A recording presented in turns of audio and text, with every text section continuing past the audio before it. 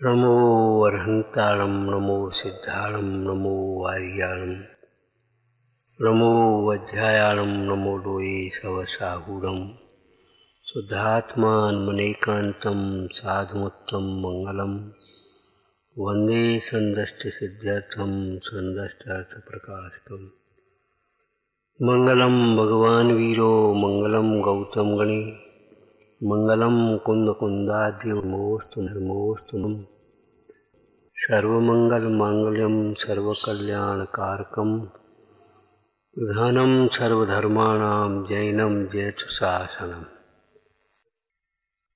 प्रगटे निज अनुभव करे चेतन सत्ता रूप सब ज्ञाता लक्ष्य नमो समय सार से भू जी ध्याया ध्यान गही कम कलंक रही नेत्र निरंजन नाणमय परम प्रणवी।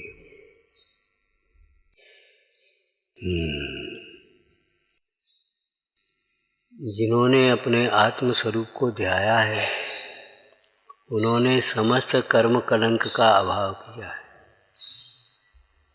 कर्म कलंक का गोमत सार जी में एक बढ़िया अर्थ किया, प्रचुर भाव कलंक। कर्म कलंक तो नैमित्तिक रूप से है, प्रचुर भाव कलंक। प्रसंग याद है? बोलो। समझ में आया ना? निगोद के जीव जो निगोद से नहीं निकल पा रहे हैं, इसमें उनका ही प्रचुर भाव कलंक कारण है। दूसरे शब्दों में कहें तो उनका ही प्रचुर मोह कारण है। आप घर से नहीं निकल पा रहे, ये प्रचुर मोह, ये प्रचुर मोह की प्रचुरता है। ये सुनकर के भी एकाग्र नहीं हो पा रहे, ये प्रचुर मोह, मोह की तीव्रता, प्रचुर मोह, प्रचुर भाव कलंका निगोद बासम न मुंचन्ते।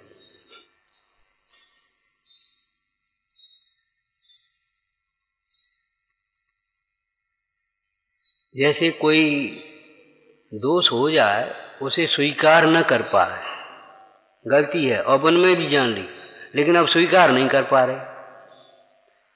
तीव्र मान, प्रचुर का तीव्र मान है, ऐसे ये तीव्र मोह है। नियम सार जी टीका करते हुए मुंडाज ने लिखा, अपना सारा महल छोड़ करके जंगल में गए, आत्मस्वरूप की आराधना के लक्ष्य से ही तो गए, और फिर भी दूसरों को घर का उपदेश देवे, ये कोई तीव्र या घास की कुटिया ऐसा कोई शब्द करे, उसमें मोह करे, ये तीव्र मोह है। घर छोड़ के आए हो जो हमारा कमरा, तीव्र मोह है। ये हमारी चौकी, ये तीव्र मोह है।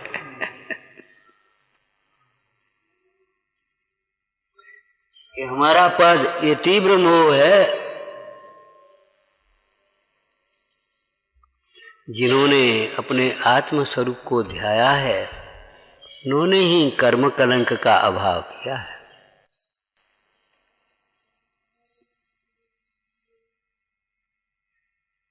वे ही नित्य निरंजन पद को प्राप्त हुए हैं, सिद्ध पद को प्राप्त हुए हैं, अथवा वे ही परम सुखी हुए, अक्षय सुख को प्राप्त। किसे ध्याया है? जे ध्याया ध्यान गहे कम कलंक रहे। जिन्होंने ध्याया है उन्होंने कर्म कलंक को ध्यान कर दिया, नष्ट कर दिया, जला दिया। नित्य निरंजन नामय, नित्य निरंजन ज्ञानमय परमेश्वर हो गए, उनको हम नमस्कार करते हैं। जिन्होंने ध्याया, किसको ध्याया? अब ये बता, इसका उत्तर ढूंढो, आ जाएगा कि नहीं?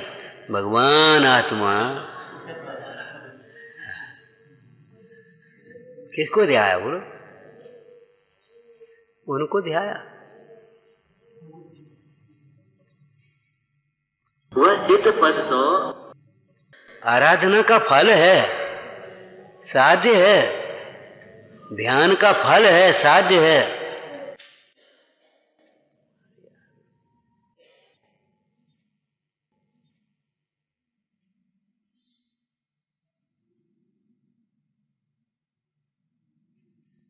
वह ध्येय कहां से हो गया, आराध्य कहां से हो?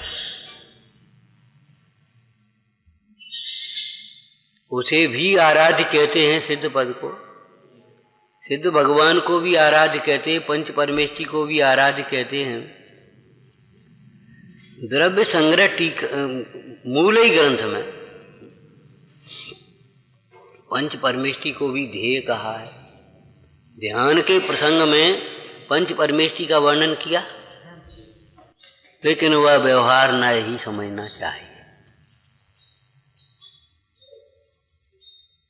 अनंत परमेश्वर ध्येय हैं, अर्थात इसका अर्थ क्या होगा?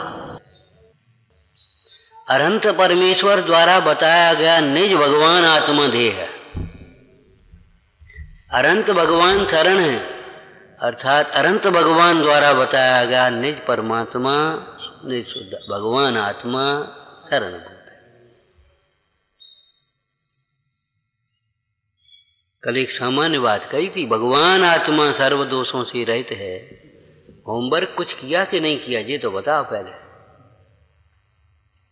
क्या किया बोलो, बताओ क्या किया? कोई दिक्कत नहीं, बोलो।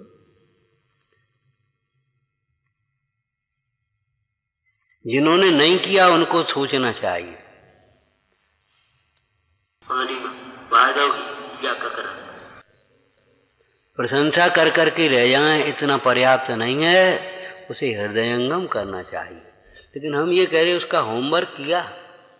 दोष माने क्या? भगवान आत्मा सर्व दोषों से रहित माने क्या हुआ? भगवान आत्मा मोह से रहित है, निर्मोही तत्व है।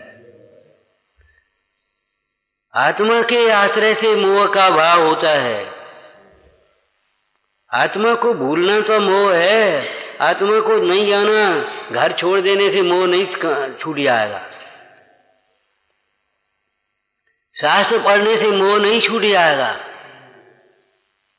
व्रत तपस्या करने से मोह नहीं छूट जाएगा, बल्कि नया मोह उत्पन्न हो गया। मैं ज्ञानी, मैं तपस्वी, मैं त्यागी, मैं धर्मात्मा, ये मोह। क्या कहा?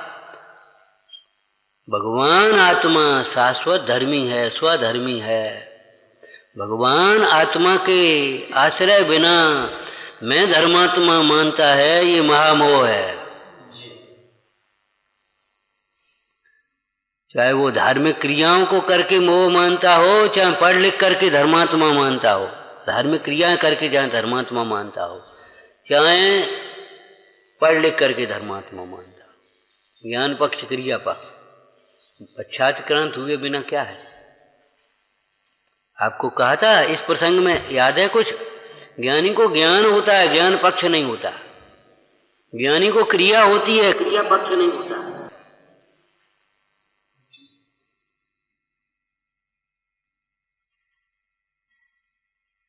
सर्वथा मुख्यता गौणता होती है। ज्ञानी को व्यवहार होता है, व्यवहार पक्ष नहीं होता, व्यवहाराभास नहीं होता। ज्ञानी को निश्चय होता है, निश्चयाभास नहीं होता, निश्चय का पक्ष नहीं होता। इसलिए उन ज्ञानियों के जीवन में खूब भगवान आत्मा, शुद्ध आत्मा, ज्ञायक भगवान, परम भाव, पंचम भाव, शाश्वत भगवान खूब चला धुन। स्वच्छंदता नहीं होती, प्रमाद नहीं होता। प्रमाद उस निश्चय के आश्रय से थोड़ी होता है। निश्चय को जाने बिना निश्चयाभास की क्या परिभाषा की? टोडरमल जी ने निश्चयाभास की क्या परिभाषा की भैया? कहां से शुरुआत की? फिर अब समझ, निश्चय को जानकर निश्चय का आश्रय करें, उनको निश्चयाभास कभी होगा ही नहीं। मतलब निश्चय नय की शैली, निश्चय नय का स्वरूप, निश्चय नय की पद्धति, निश्चय नय का प्रयोजन यह जान लेगा, फिर निश्चयाभास कहां से आएगा?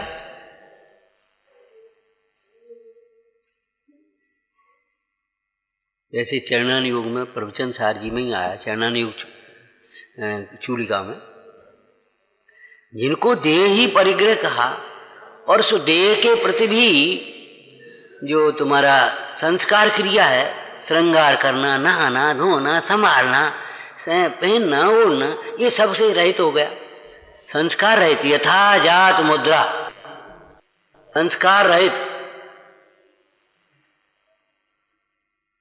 जब देह को ही परिग्रह कहा तो अन्य परिग्रह कैसे हो सकता है? समझ में आया ना? कैसे हो सकता है? तो विचार करो, जिसको शुद्ध आत्मा का आश्रय हुआ उसे ये भाषित हो गया कि मैं हूं। अब बताओ उसको दूसरा ये कैसे लग सकता है ये मैं हूं? कहीं एक का अहम दो में होता है? किसी का अहम दो में तो नहीं हो सकता। जब तुम अपने एक नाम रख लिए, उस नाम को मानते हो, तो ये बताओ दूसरे नाम को तुम अपना कैसे मानोगे?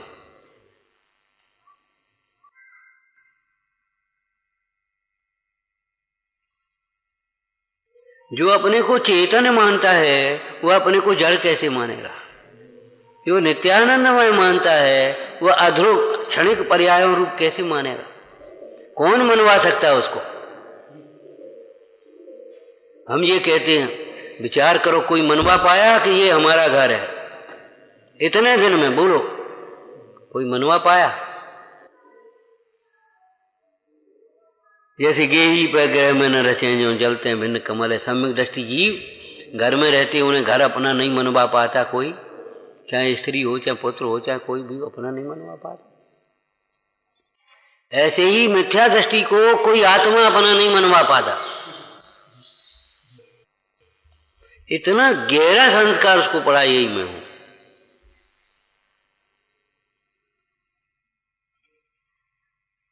उसे आत्मा की चर्चा सुने, कऊ और की बात होगी, दोषों की चर्चा, कऊ और में ये दोष होंगे।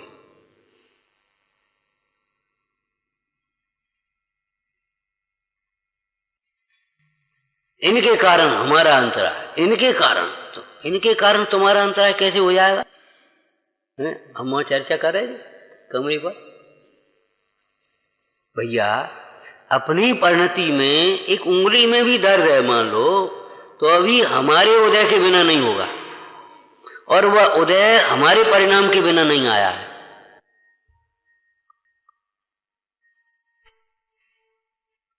और उस दर्द का कारण वर्तमान का मोह होगा, वर्तमान में उपयोग जुड़ा होगा तभी दर्द हो रहा होगा। वर्तमान में उपयोग नहीं हो तो क्या बताओ, कौन दर्द का वेदन कराएगा? तुम्हें जरा सी उंगली में एक फुंसी हो गई या जरा सी वो हो गई तो दर्द हो रहा है। इनके कोर शरीर में हो रहा था, उनको क्यों नहीं दर्द हो रहा था? जरा सी गर्मियों से तुम्हें परेशानी हो रही है, उन मुनरायों को आग ही जल रही थी, पूरा शरीर ही जल रहा था आग, उनको क्यों नहीं तकलीफ हो रही थी? दुख का कारण परद्रव्य नहीं, परद्रव्य में एकत्व बुद्धि, परद्रव्य को अपना मानना।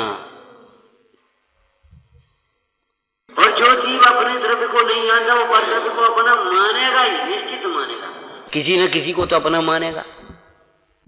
जैसे ज्ञान गुण है, ज्ञान का परिणमन है, तो जाने बिना नहीं रह सकता।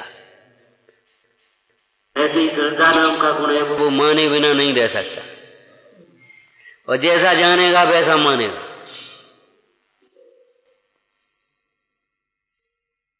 भ्रम का कोई आधार नहीं होता, और भ्रम दूर करने का भी समय आ गया, अपने आप भ्रम दूर हो जाता है। कोई पुराण का दृष्टांत बता, तब तक हैं? बोलो भाई, पुराण का दृष्टांत बोलो। शेख सुदर्शन का क्या हुआ?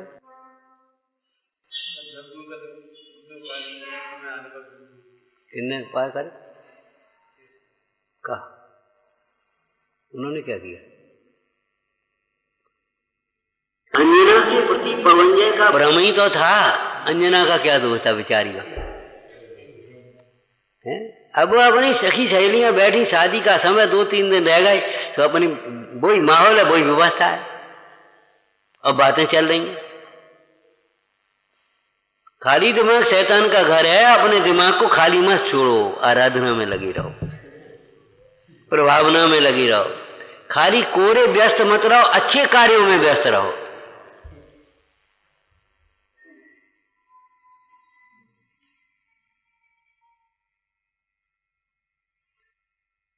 और उनका मन आ गया अंजना को देखने। अरे तो अब 2-3 दिन हो गया, नहीं अभी चल रहे। तो मित्र के साथ पहुंच गए और वहां उसी समय चर्चा हो रही। बताओ, जैसा होनहार होता है तैसी बुद्धि हो जाती है, तैसे ही निमित्त बन जाते हैं। अब वो प्रस्थ कह देता, मित्र कह देता हम नहीं जा सकते, लेकिन उन्हें चलो छिप के देखेंगे। अब वो पहुंच गया और छिप करके बैठ गए। और उस समय चर्चा चल गई। कैसी चल गई बताओ? वो सखी कह रही है, क्या उसका नाम मिस्र केसी लिख दिया, क्या लिख दिया? वो कह रही है, बताओ अंजना का विवाह पवनजय के साथ किया। अरे विद्युत प्रभु के साथ करते वो उसकी बात ही अलग थी, लेकिन किसी ने कहा वो विद्युत प्रभु बैराग लेकर चला जाएगा। सो अरे विद्युत प्रभु के साथ थोड़ा ही दिन का समागम बहुत था। विद्युत कहाँ पवनजय, कहाँ और पवनजय को आग लग गई, हमारी निंदा करे।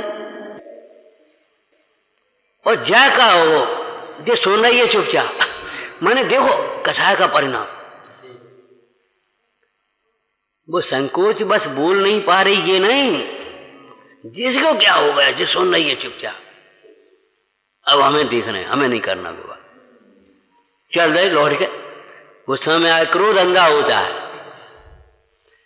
बेटा, क्रोध ही अंधा नहीं होता। क्रोध आज समस्त कसाएं अंधी होती हैं।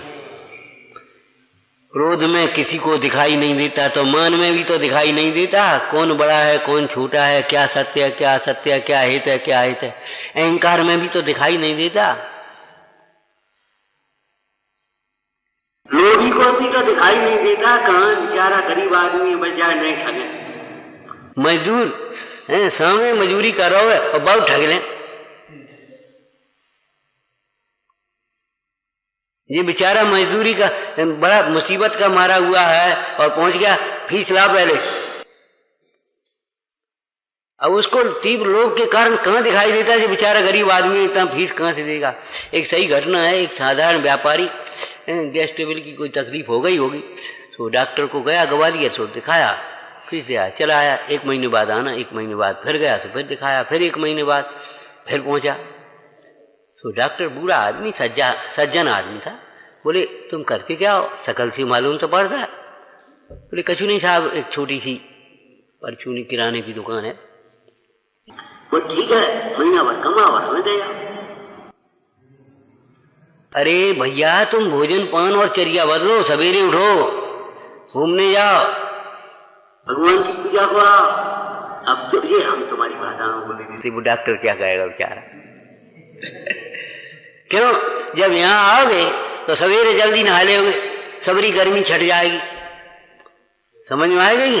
और फिर यहाँ आओगे चल चल करके जल्दी जल्दी, चलो प्रचार करना, चलो पूजा करना, तो अपने आप घूमना हो जाएगा। और 4-6 बजे धोख देंगे, सुहासन हो जाएंगे सबरी। बताओ, अलग से थोड़ी करना पड़ेगा। आत्मा की आराधना करने वाले आराधकों को शरीर के लिए अलग से कुछ भी नहीं करना पड़ता, ना अलग करने का कोई अभिप्राय होता है। ये अलग से दिखने का, अलग से करने का तो तीव्र अहंकारी का परिणाम होता है। अलग से करो, अरे सबके संग में अपन मिले, आप अपने आप अलग हो जाओ, विशिष्ट बन जाओ। आपको कहा था ना, विशेष वीआईपी कौन होता है? जो सामान्य की में समर्पित होता है। वो प्रधानमंत्री या मुख्यमंत्री या फलाना नेता आया और आकर के भीड़ में घुस गया, और दादा और अम्मा और चाचा और भैया और बेटा, बोले भैया बड़ा सरल आदमी हो गया, विशेष के नहीं हो गया। और वो अपने अलग से गए और जी मिलने गए। कौन कहां से आ गए? हमने कहा अरे भैया बड़ा घमंड हो गया इसको, मंत्री क्या बनेगा, ये किसी को घिनता ही नहीं है। अब बताओ क्या हो, समझ में आ गया? जो सामान्य की सेवा में समर्पित होता है वही विशेष होता है। ऐसे जो सामान्य ज्ञायक भाव में समर्पित है वही परिणाम अंतरात्मा है, सम्यक दृष्टि है, श्रावक है, मुनि है, परमात्मा है, अनंत है, सिद्ध है, वही तो है। सामान्य से विमुख परिणाम मिथ्या दृष्टि है, अज्ञानी है, असंयत है, निगोदिया है, तिर्यंश है, नारकी है, देव है, मनुष्य, संसारी है। कौन? जो अपने सामान्य तत्व से, स्वभाव से विमुख है। भगवान आत्मा से विमुख है, संसारी है। भगवान आत्मा के सन्मुख है, बोलो मोक्ष मार्गी है। भगवान आत्मा में लीन है तो मुक्त है। दूसरे शब्द बोलो, भगवान आत्मा से विमुख है। दूसरे शब्द बोलो, छह डाला के। हाँ बोलो बेटा। बहिरात्मा है। भगवान आत्मा के सन्मुख हुआ, अंतरात्मा होगा, और भगवान आत्मा में लीन हो गया, परमात्मा होगा। तीसरे शब्द बोलो। चलो अब तुम बोलो। रुको, इनको बोलने दो, क्या बात है। भगवान आत्मा से विमुख है वह विराधक है, भगवान आत्मा के सन्मुख है वह साधक है, और भगवान आत्मा में लीन है वह साध्य है। जैसे मिट्टी के बिना मिट्टी का कोई खिलौना नहीं बनता है, शक्कर के बिना कोई मिष्ठान नहीं बनते, ऐसा आत्मा के बिना कछु नहीं होता। पुद्गल में संसार होता है जी, बता। पुद्गल का संसार होता है, मोक्ष भी नहीं, संसार भी नहीं। पुद्गल दुखी होता है, न दुखी होता है न सुखी होता है। आत्मा जो आत्मा से विमुख है वह दुखी होता है, आत्मा जो आत्मा के सन्मुख है वह सुखी होता है। जो आत्मा नहीं है ऐसा अचेतन उद्गार, उसमें कुछ नहीं, सुख दुख नहीं है, संसार मोक्ष नहीं है, सम्यक दर्शन मिथ्या दर्शन नहीं है। कहाँ है बता? व्यवहार भी नहीं है।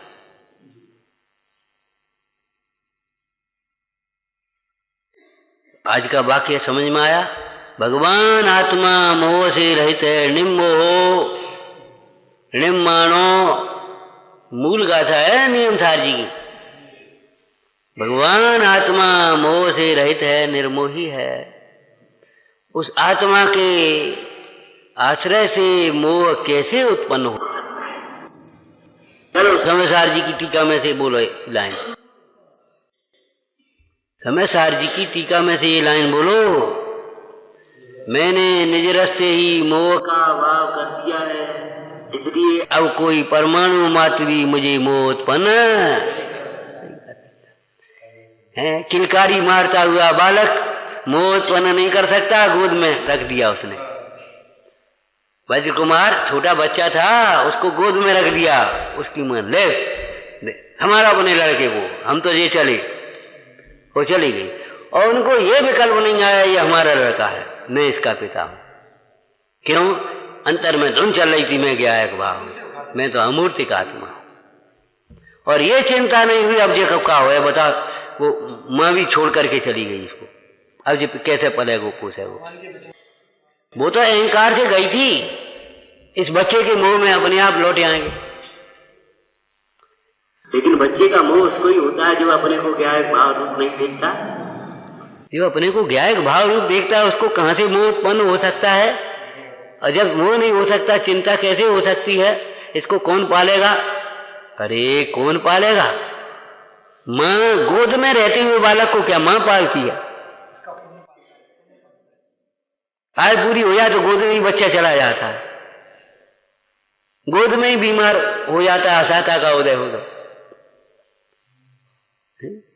तुम्हारे इतिहास में ऐसे दृष्टांत उठा करके फेंक के चले गए, रास्ते में ही जन्म हुआ, उठा करके ऐसे फेंक करके चले गए झाड़ी में, और जब उधर से लौटे तो देखे बच्चे के ऊपर मधुमक्खी का छत्ता सुबह टपक रहा, बच्चा खेला। कौन था बता? कौन? छत्रसाल।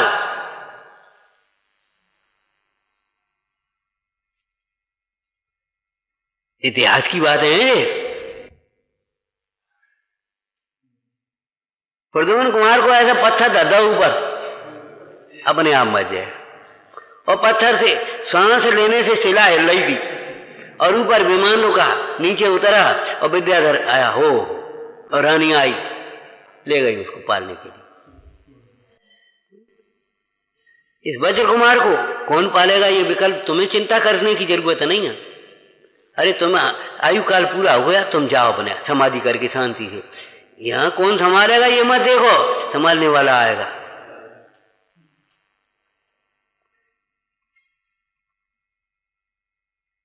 अरे शासन है तो शासक भी होगा, कोई ना कोई निकलेगा कि नहीं निकलेगा बता। देश शाश्वत है, लेकिन देश के शासन कितने बदलते गए, कितने शासक आए, कितने गए, बोलो। और आज भी चल रहा है 19, 20, 21, कभी 19 भी चलेगा, कभी 21 भी चलेगा, ये कुछ नहीं होगा, सब ऐसे ही चलता रहेगा।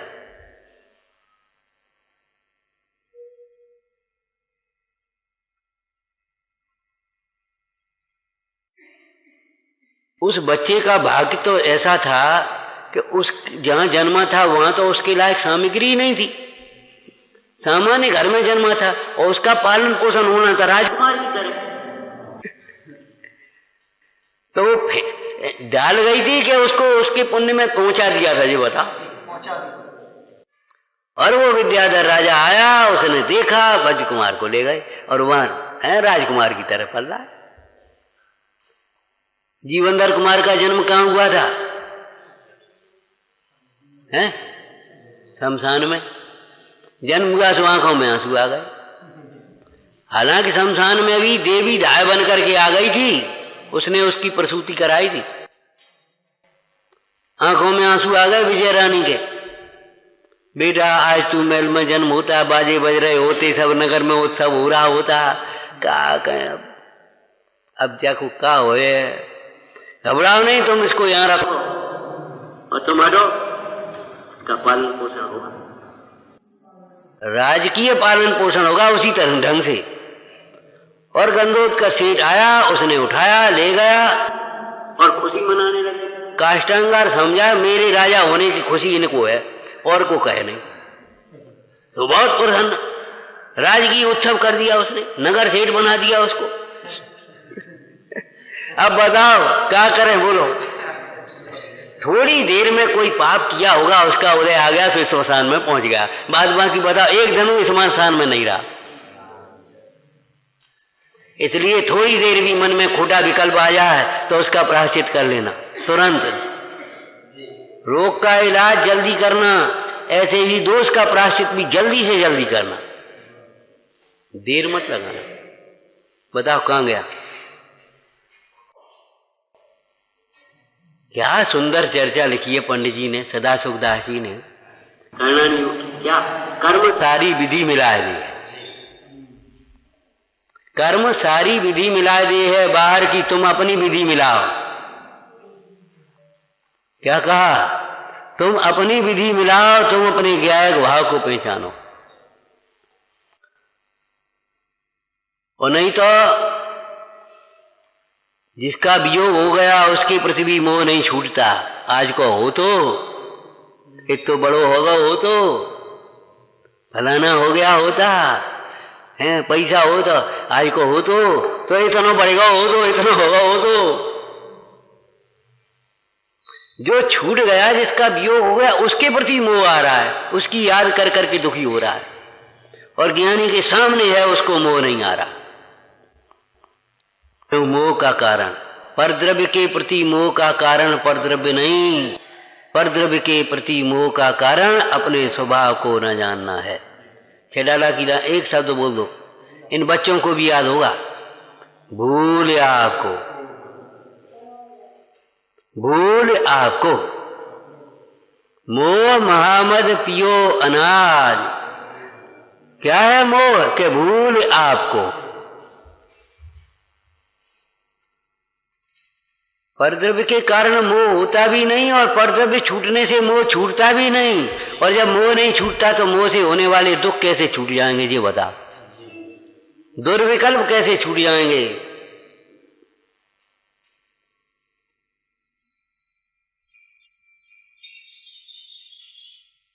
घर छूटने से अगर मोह छूट जाता फिर क्या पूछना। अनेकों पशुओं के तो घर ही नहीं होता।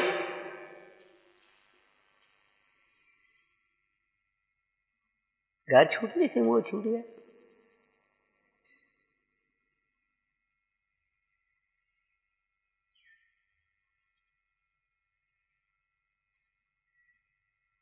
मेरा मोह माने मेरा पना, मेरा पना। तो जब मेरे में मेरा पना नहीं आया तो पर में मेरा पना तो आएगा ही।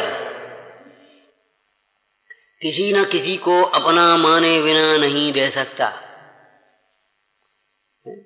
2 दिन पहले कहा था ना, किसी न किसी को सुख मानेगा। अतीन्द्रिय सुख का स्वाद नहीं आया तो इंद्रिय सुख को सुख मानेगा।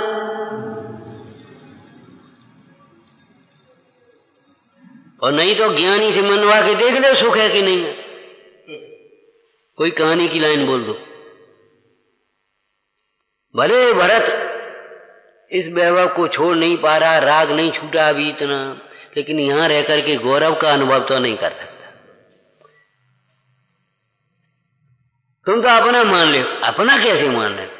एक बच्चा अनाथ, अब उसको किसी ने उठाया, पाला, पालन पोषण कर सकते हैं, बहुत अच्छी तरह कर सकते हैं, खूब अच्छा ध्यान रख सकते हैं, लेकिन अपना कैसे मान सकते? बोलो, अपना नहीं मान सकते। कबू कोई बात हो तुझे ही कहे, क्या करें, अपनो अपनो ही हो तो है। अब कौन अपनो भैया, अपनो का जोर है। माने मोह वही अपना अपना अपना अपना, कौन मनवा सकता अपना। इतिहास का दृष्टांत बोलो बच्चों, बहुत प्रसिद्ध है इसलिए पूछ रहे। पन्नाधाय, पन्नाधाय का नाम तो सुना ही है। राजकुमार की रक्षा के लिए अपने पुत्र का बलिदान कर दिया। राजकुमार की सैया पर उसको सुला दिया, राजकुमार को निकाल दिया, उसको मार। माता पुत्र को, बताओ, राजकुमार की, राजवंश की रक्षा के लिए अपने पुत्र को मार दिया। क्या पन्नाधाय से ये कोई मनवा सकता है ये मेरा पुत्र है राजकुमार? कर्तव्य का पालन कर लेना अलग बात है, लेकिन अपना मानना अलग बात। पैसा दे सकते हो, सेवा कर सकते हो, झाड़ू बहार कर सकते हो, ताला लगा सकते हो, सब कर सकते हो, अपना तो नहीं मान सकते। कौन अपनो काम है, मैं क्या करना।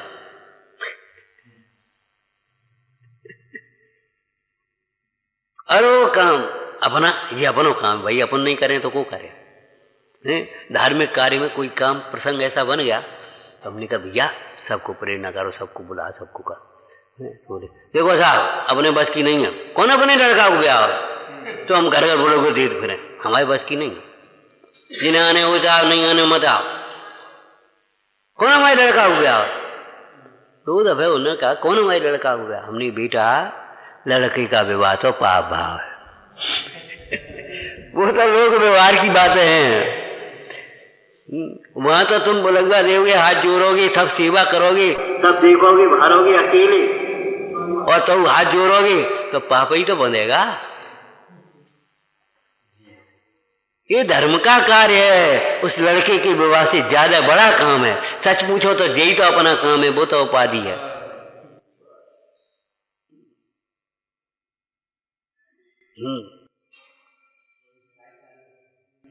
बस समझ में आया ना? कौन अपनो काम है? अपन को क्या करना है, अपन को अपना हित करना है।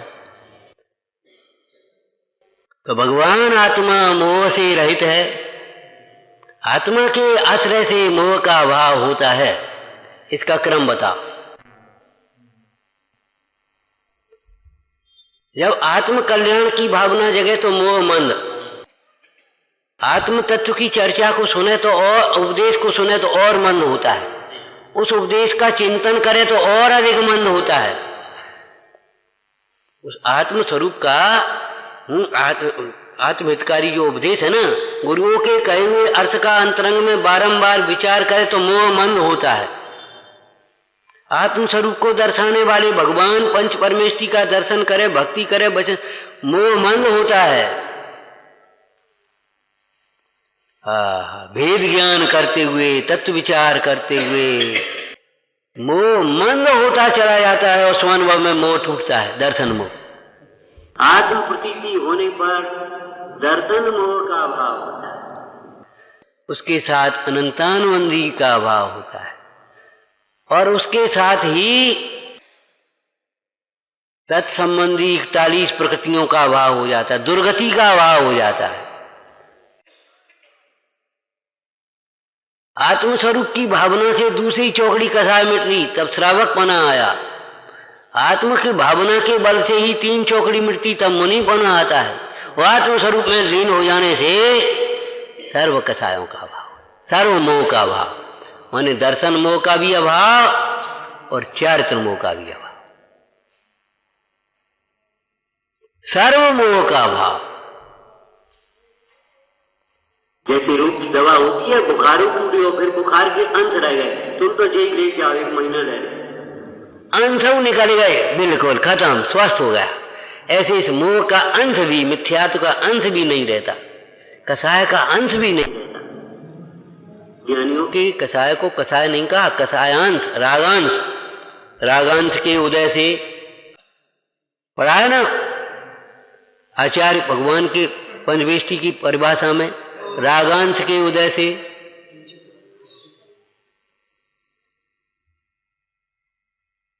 मतलब मिथ्यात्व चला गया तो कसाय अंश रह गई, अब कसाय नहीं रह गई। मुख्य कसाय तो अनंतानुबंधी थी। संकल्प भी हिंसा का त्याग है, उसको हिंसक नहीं कहेंगे, आरंभी हिंसा बरतते हुए भी हिंसक नहीं कहेंगे। हिंसक तो उसको कहेंगे निर्दय परिणाम है जिसके, मारने का अभिप्राय ही है जिसका, उसको हिंसक कहेंगे।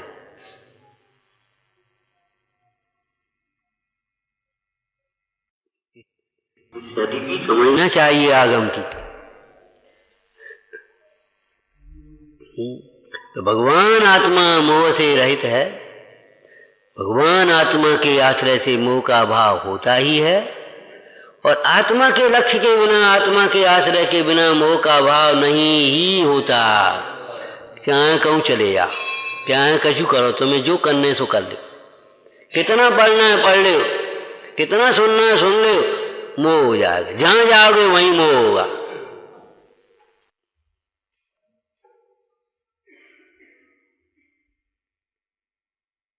पढ़ा था 2 दिन पहले, आत्म स्वभाव को जाने बिना, आत्मज्ञान के बिना जीव या देव गुरु की भक्ति के बिना कोई सुखी नहीं होता, कहीं सुखी नहीं होता, कभी सुखी नहीं होता, किंचित सुखी नहीं होता। पहले जातम ज्ञान बिना सुख लेश न पायो, और नहीं पायो न पाओगे। भटकते रहना, भटकते रहना और अपने को अकड़ते रहना, मचलते रहना। समझ गए क्या कही? पाने के लिए मचलते रहना, पा करके अकड़ते रहना, भटकते रहना। आत्मज्ञान के बिना जीव सुखी नहीं ही होता, मोह का भाव नहीं ही होता। जहां जाओगे वहीं मोह होगा।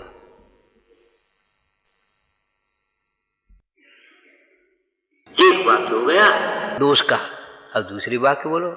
भगवान आत्मा क्रोध से रहित है, आत्मा के आश्रय से क्रोध होता है। क्यों बता, कैसे हो जाएगा? करके बता, कोई आत्मा समझो और क्रोध गुस्सा करके बता। आत्मा समझने से आनंद होता है, ठीक है ना। अब आनंद होता है तो अनिष्ट की कल्पना कहां से आएगी? गर्मी में आप लेटे थे, बैठे थे, एकदम ठंडी सी अच्छी हवा लगी, ये कहां की बुरी हवा आ गई, ऐसा लगता है कहीं?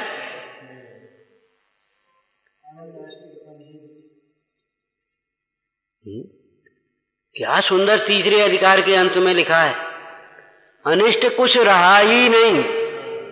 हाँ तो पहले भी नहीं, अनिष्ट कुछ भासता ही।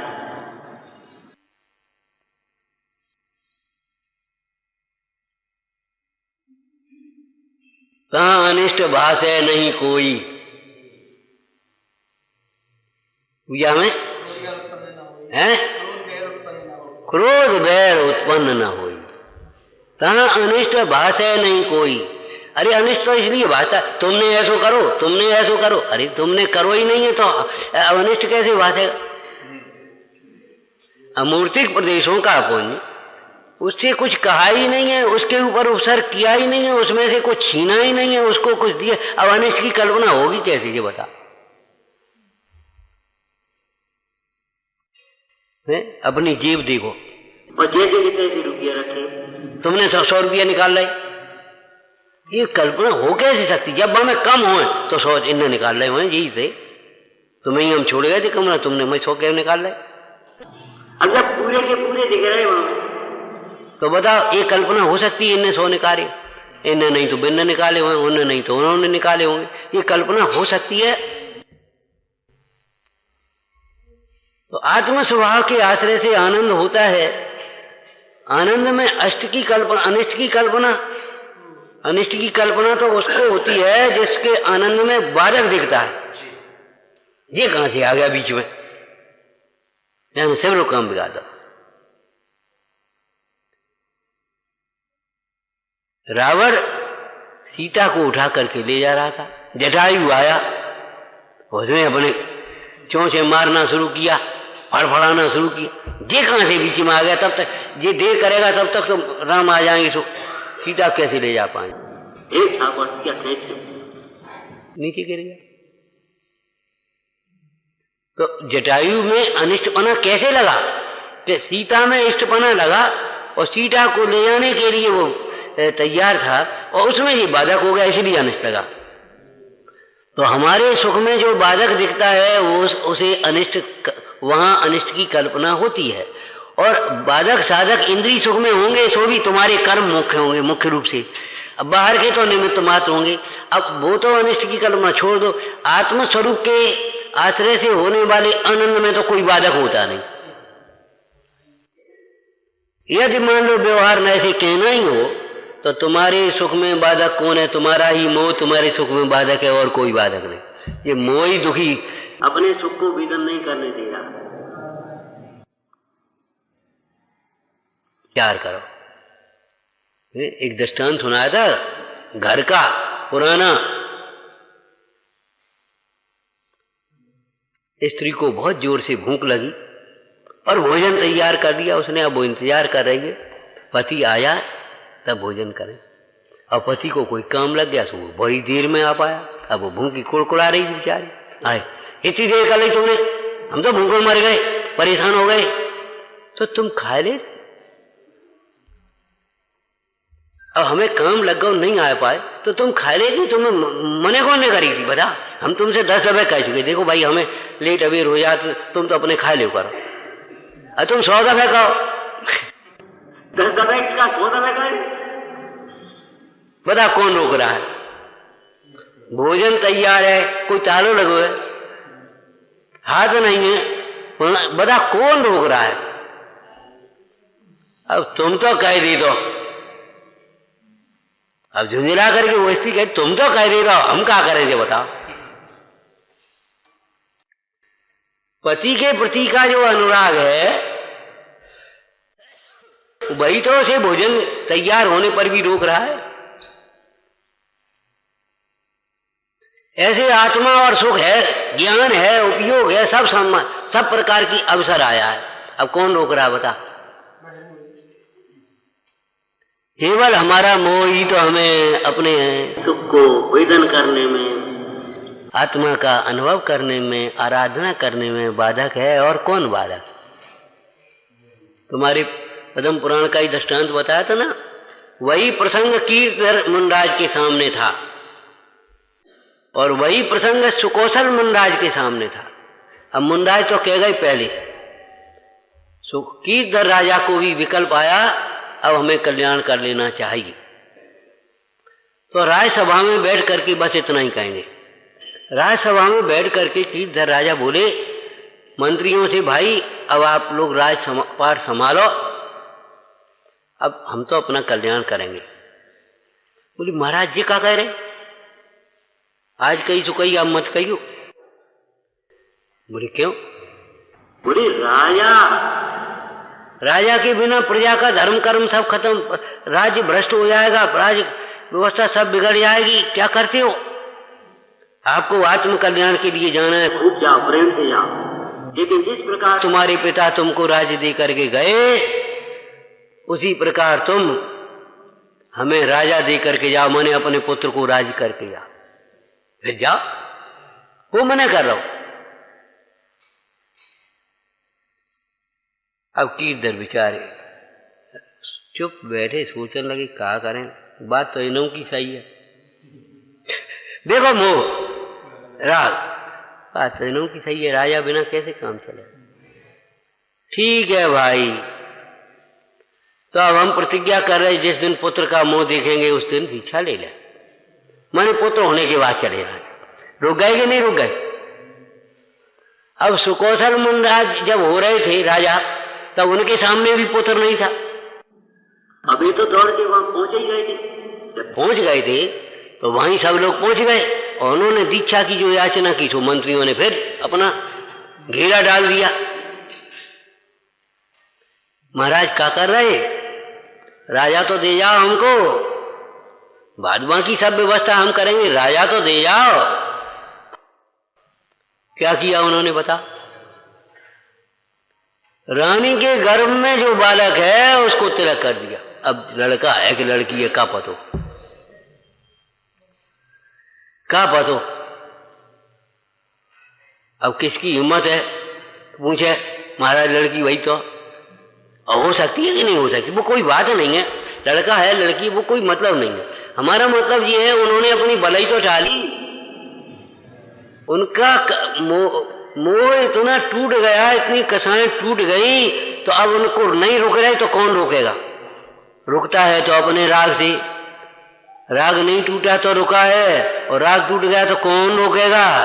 जैसे आय पूरी होने वाले के शरीर में एक क्षण भी कोई रोक नहीं सकाता। अनेकों दवाएं, डॉक्टर, वैद्य, मंत्र तंत्र, देवी देवता एक क्षण भी शरीर में रोक नहीं पाते। ऐसे जिसका मोह टूट गया उसको संसार में फिर कौन रोकेगा? भगवान आत्मा मोह से रहित है, आत्मा के आश्रय से मोह का भाव होता ही है। भगवान आत्मा क्रोध से रहित है? आत्मा के आश्रय से क्रोध का भाव होता ही है, अर्थात क्रोध उत्पन्न होता ही नहीं। इसलिए जब जब क्रोध आए तब तुम ये सोचना मैं आत्मा हूं, बस, और कछु मत सोचो। अब करके बताओ क्रोध किन के प्रति कर रहे, क्वाय के लिए कर रहे, का हो रहो? फिर करणानियोग चरणानियोग की बातें सब अलग है। वो तो मोह को, क्रोध को मंद करने वाली हैं, लेकिन ये उत्पन्न ही नहीं होने देगा। सार ये सूत्र है, इसका प्रयोग सब भगवान आत्मा निष्पाप तत्व है। आत्मा के आश्रय से पापों का अभाव होता ही है। आत्मा के आश्रय से हिंसा किसके लिए करेगा? झूठ किसको बोलेगा? चोरी क्यों करेगा? बोलो क्यों करेगा?